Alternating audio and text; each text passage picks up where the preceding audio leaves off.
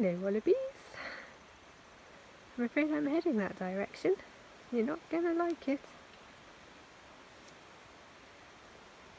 Hello. Who's gonna be the first to break?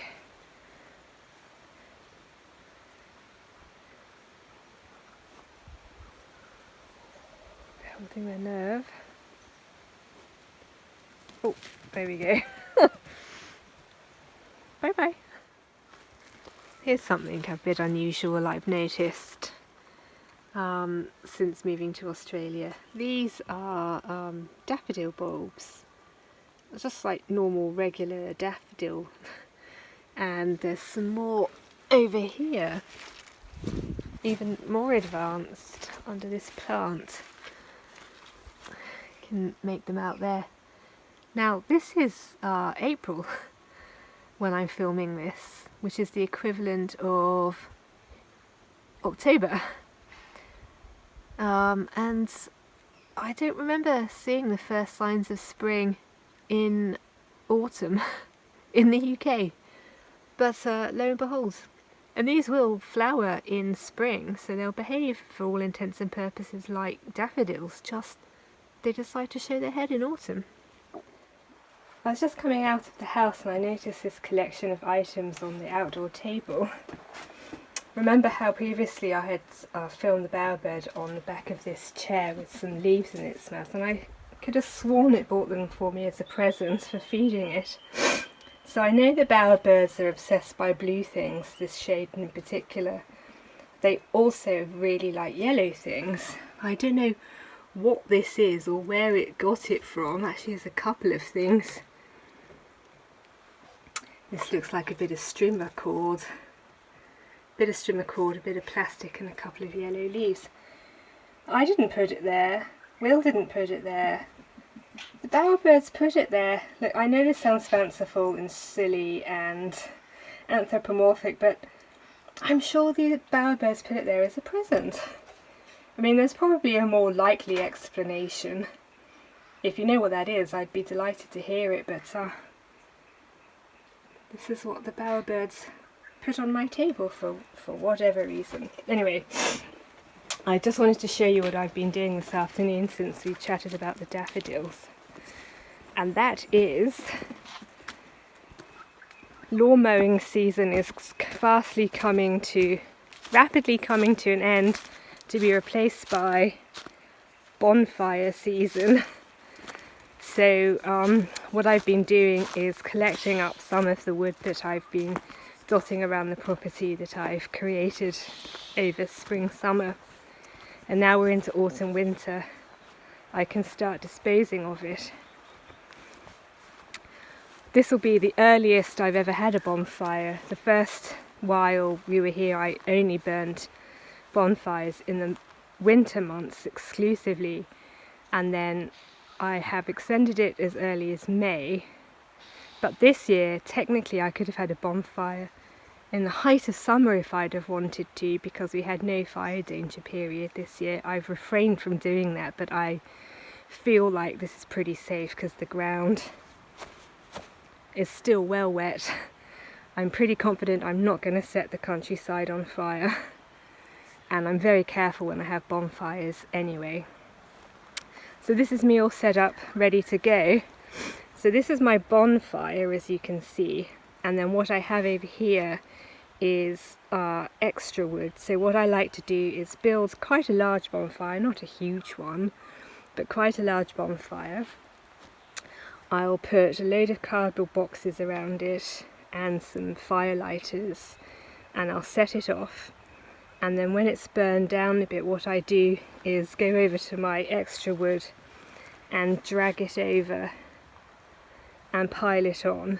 I call it a rolling bonfire, and it's just a way for me of basically getting 2 bonfires for the price of 1. So this is my extra wood, which I've just tooled up. This is the wood that I created from doing that work. Well, some of the wood I created from doing that work on the creek walk. So obviously what I've done is taken the great big fat stuff for firewood, the thinner stuff I've kept for second kindling, And this is the stuff that I don't want, I don't need, and I don't want it on the property, creating an unnecessary fire hazard. So I like to manage it through fire. And we'll be doing that tomorrow.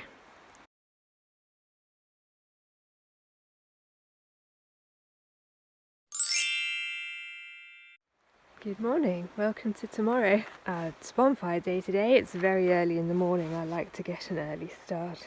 It's 7:30, and that's because I like the bonfire to have the most amount of time it can to burn down, because I always put it out at night, and also I like to get it lit in a very cool part of the day, and it's not even 10 degrees yet. And it's a perfect day. It's not going to rain too soon, if at all. It's not windy, so we should be pretty good to go. This is what I was describing with making sort of cardboard box towers, and I'll put a fire lighter at the bottom. There's 2 more the other side, and hopefully the cardboard will get the wood burning. I'm also set up here with a couple of buckets of water if I need them, my fire rake, my fire starting kit's there, and should I need it, in this cupboard, if you ever wondered what was in this cupboard underneath our library water tank, what I saw in here is my supply of cardboard boxes. Ta-da! So this is a combination of all the parcels we've received in the time since I lit my last bonfire, and cardboard that Will's brought home from work. So basically, if this amount of cardboard isn't enough to get the fire lit, I'll just keep piling cardboard on, and I found that that's quite a good technique for getting the fire going. I might need to do that because it's quite damp this morning. It's damp most mornings. There's sort of dew on the grass, and the bonfire is quite damp too. But once I've built a bonfire, I like to light it pretty much straight away. Well, as soon as I can, as in like the next day, because I don't like the idea of snakes or other animals trying to hibernate in there and then burning them to death. So let's start it and see what happens. I tend to find that all I need is sort of for one of these 4 points of ignition to get going, and then essentially the whole bonfire will take off, but I never know which one it's going to be. What's burning there at the moment is just the cardboard.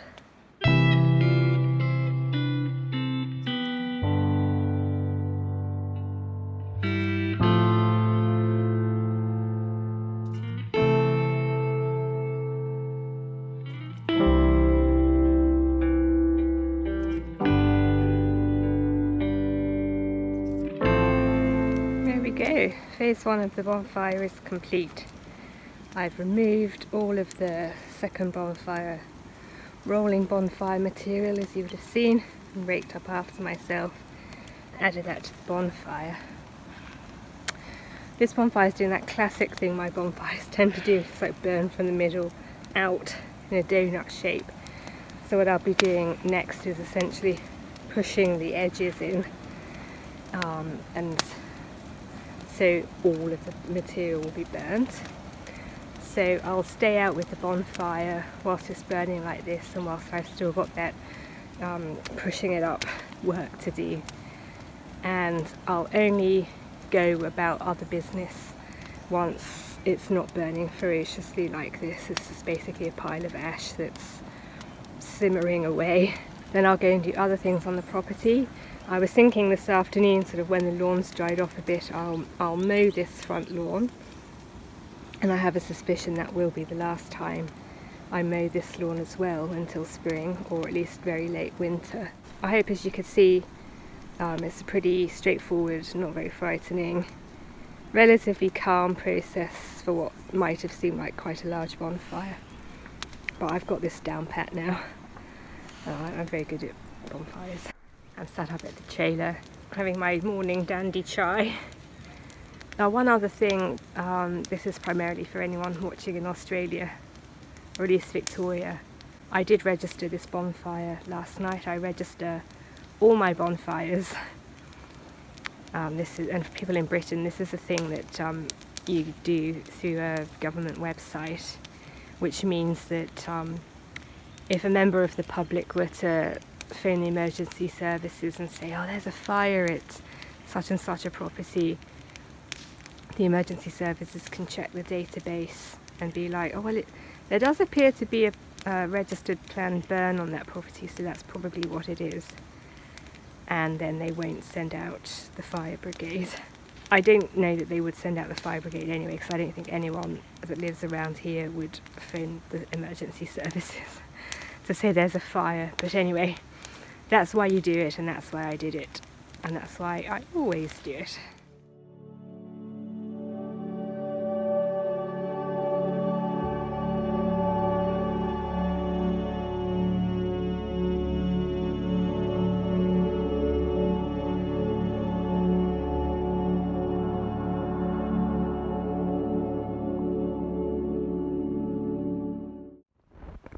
King Parrot feeding time.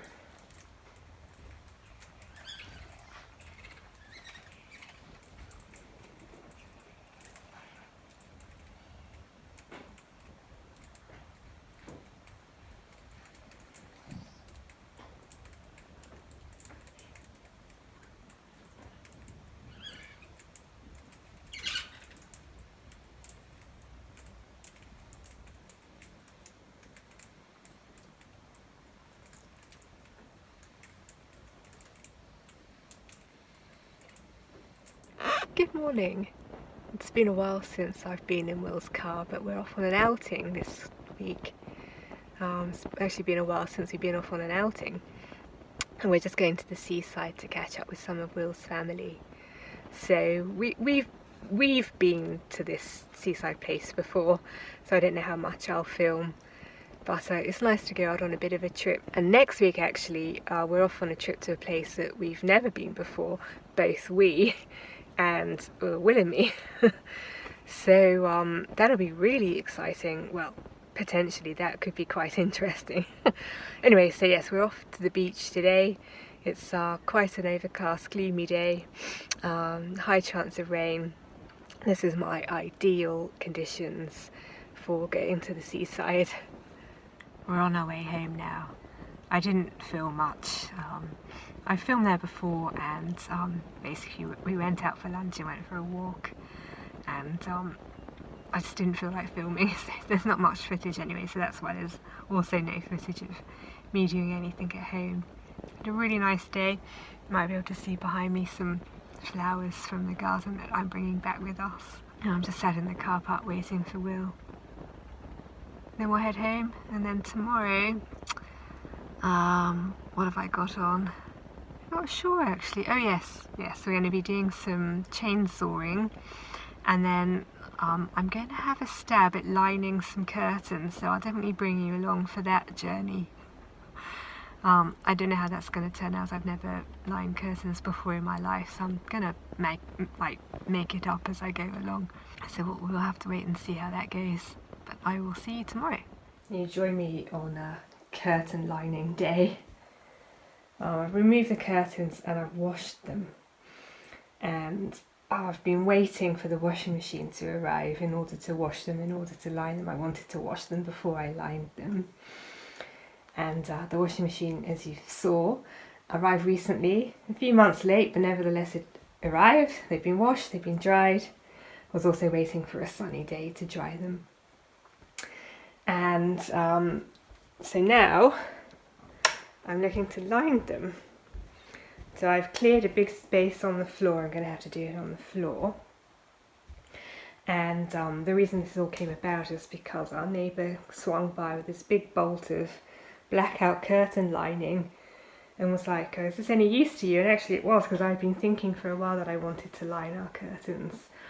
You might have seen in previous videos that they're very thin, sort of linen fabric. They're very nice. They came with the house. We didn't buy them. The windows are pretty huge, so that was handy.